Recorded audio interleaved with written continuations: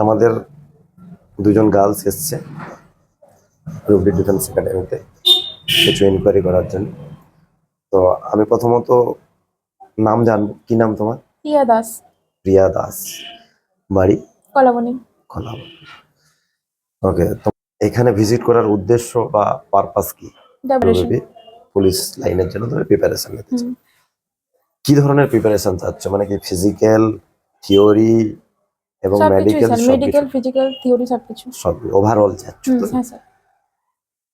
এই কনফিডেন্স আজ যেমন আছে বা আজকে তোমার উদ্দেশ্য যেটা আছে, এই উদ্দেশ্যটাকে লাস্ট পর্যন্ত টেনে নেওয়া যাওয়ার যে একটা পরিকল্পনা থাকে মানুষ, বা আজকে আমি ভেবে নিচ্ছি যে স্যার আমি করে নেব, লাস্ট পর্যন্ত এই মোটিভেশন বা মাইন্ডসেট থাকবে তো?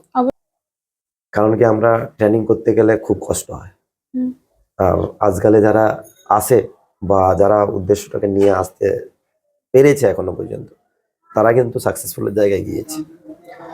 তো সেই সাকসেসফুলে যেতে গেলে সব রকমের কঠিন যে ট্রেনিং বলো, মেন্টালি হ্যারাসমেন্টও এখানে একটু আছে, যে এখানে ট্রেনিং করে সেখানে গিয়ে পড়া, সেখান থেকে আবার বাড়ি পৌঁছানো, একটা যে কঠিন সময়, সেই সময়টা ব্যতীত করার মতো যেন মাইন্ডসেট থাকে।